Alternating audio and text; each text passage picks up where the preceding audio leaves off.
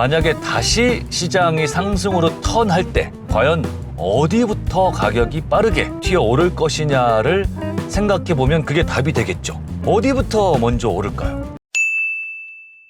여러분 안녕하세요. 청울림의 출근길 부동산입니다. 하락기, 조정기에 어떤 부동산에 관심을 가져야 되는지에 대해서 간단히 말씀을 드려보겠습니다. 지금 1월도 후반부로 접어들고 있어요. 얼어붙어 있던 부동산 시장이 정부의 활성화 대책으로 인해서 그래도 많은 곳에서 회복을 많이 했었고, 또 가격이 이렇게 회복을 하다가 작년 9월에 또 정부에서 대출 규제를 다시 시작하면서 시장이 다시 얼어붙기 시작했습니다. 그래서 10월, 11월, 12월, 1월 해서 한 4개월 정도 지금 집값이 다시 조정되고 있고 살짝 하락기로 이렇게 접어들고 있는 그런 상황인 것 같습니다. 거래량도 지금 많이 내려와 있는데요. 그래서 지금 사람들의 매수 심리는 많이 얼어붙어 있는 상태입니다. 자, 이럴 때 내 집 마련을 생각하고 있거나 아니면 추가적인 투자를 생각하시는 분들이라면 가장 먼저 어디에 관심을 가져야 될지 그런 이야기를 드려보려고 하는데, 결론적으로 말씀을 드리면 시장도 언제까지나 이렇게 보합으로 가고 하락으로 가지는 않을 거란 말입니다. 만약에 다시 시장이 상승으로 턴할 때, 변곡점에 왔을 때 과연 어디부터 가격이 빠르게 튀어오를 것이냐를 생각해 보면 그게 답이 되겠죠. 어디부터 먼저 오를까요? 몇 가지 조건을 말씀드리면, 일단 가장 먼저 이렇게 하락기, 보합기에 있을 때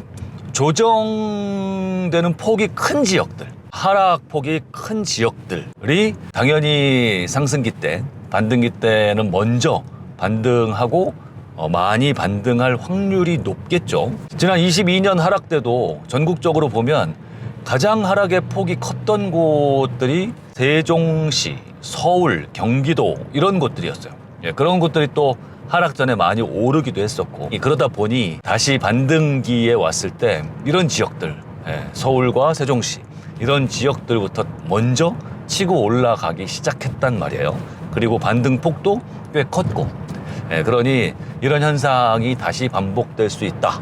이게 첫 번째이고요. 그리고 어디가 먼저 치고 올라갈 것이냐를 보면 큰 호재가 있는 곳을 주목할 필요가 있어요. 큰 호재라고 하면 대표적인 것이 교통 호재인데요. 지하철 개통이라든지 GTX 개통이라든지 이런 거죠.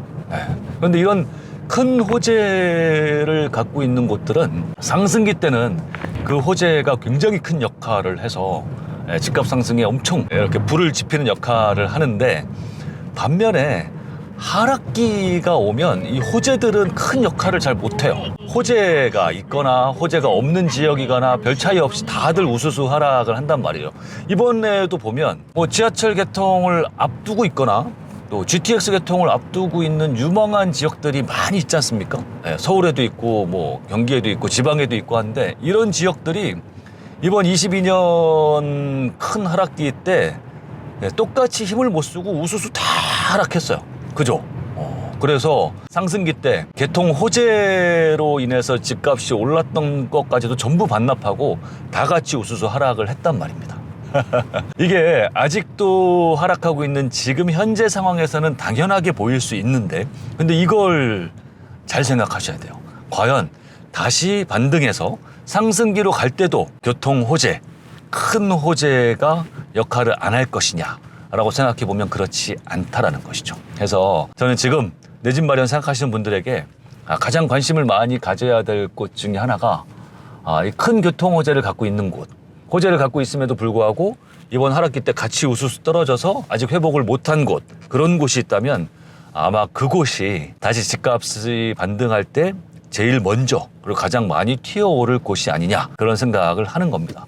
예를 들어서 지하철 개통 같은 경우는 수도권에 가장 먼저 개통이 예정돼 있는 곳들이 어딥니까? 신안산선, 그리고 8호선 연장 호선들이죠. 그리고 7호선 연장되는 곳들, 이런 곳, 그리고 일부 경전철 연장되는 곳, 이런 곳들인데, 이런 곳들 보면 집값이 다 많이 떨어졌어요. 신안산선 들어서는 안산, 시흥, 광명 이런 곳들인데, 이쪽도 굉장히 유망하고 호재가 많은 곳임에도 불구하고 이번 하락기 때 많이 떨어지고 회복은 거의 못했죠. 저는 그래서 굉장히 유망한 지역으로 보고 있고, 또 8호선 연장이 되는 곳이 어딥니까? 구리, 남양주, 별내 이쪽인데 이쪽 지역들도 집값 많이 떨어지고 회복을 많이 못했단 말이에요. 그러면 이런 곳에 가장 먼저 관심을 가져야 되는 게 맞다. 그리고 GTX도 마찬가지예요. GTX A, B, C 전부 다 노선 확정됐고 개통 시기도 어느 정도 확정돼 있는데, 그럼에도 불구하고 아주 일부 지역, 동탄 같은 이제 곧 개통하는, 곧 개통하니까 거기는 그 호재를 톡톡히 누리고 있죠. 그만큼 가격이 많이 올랐죠. 동탄 정도를 빼고는 그 다음에 개통하는 GTX A 추가 노선들도 뭐 25년 얼마 안 남았지 않습니까? 저기 일산 뭐 이런 곳도. 그럼에도 불구하고 가격이 훅 떨어지고 회복을 잘 못하고 있더라. 7호선 같은 경우도 마찬가지죠. 청라까지 들어가는데 집값 우수수 떨어지고 회복 못하고. 또 최근에 정부에서 5호선 연장선을 뭐 김포로 가냐 인천으로 가냐 논란이 많았는데, 어쨌든 국토부에서 노선을 권유한 안이 나왔죠. 최근 며칠 전에. 그런 노선도 어떻게 보면 확정이 되면 굉장히 유망해지죠. 교통 많이 있는 곳이었는데 그곳에 5호선 연장이 된다면 획기적으로 교통이 개선될 게 분명한데, 지금 집값이 썩 좋지가 않은 때이기 때문에 그 효과가 크게 나타나지 않고 있다. 그런데 집값이 오르는 시기가 오면 지금처럼 뜨뜻미지근하지는 않을 것이다 라는 얘기죠. 그러니 지금처럼 이렇게 집값이 잠잠할 때, 사람들이 그런 큰 호재에 반응을 하지 않을 때 좀 관심 있는 분들, 지금 내 집 마련을 하고 투자를 하시려는 분들은 그런 쪽부터 관심을 가지셔라. 그래서 만약에 개통을 하는 시기가 그렇게 많이 남지 않았다, 개통할 게 확실하다, 그리고 그곳의 집값이 많이 떨어진 상태에서 거의 회복하지 않았다 라고 하면 그런 곳은 반드시 관심을 갖고 눈여겨보시고 그런 곳부터 한번 살펴보셔야 되는 겁니다. 제 눈에는 그런 곳들의 가격이 올라갈 수 있는 곳들이 지금 많이 보입니다. 만약에 이런 곳들에서 개통 호재가 있는데 그런 곳에 대규모의 재개발, 재건축, 개발 사업까지 같이 일어난다라든지, 또 대규모로 일자리가 들어온다라든지, 이런 추가적인 큰 호재가 겹치는 곳이다 라고 하면 그 파급 효과는 더더욱 클 거라고 생각합니다. 그런 곳들을 잘 찾아보시면 좋을 것 같습니다.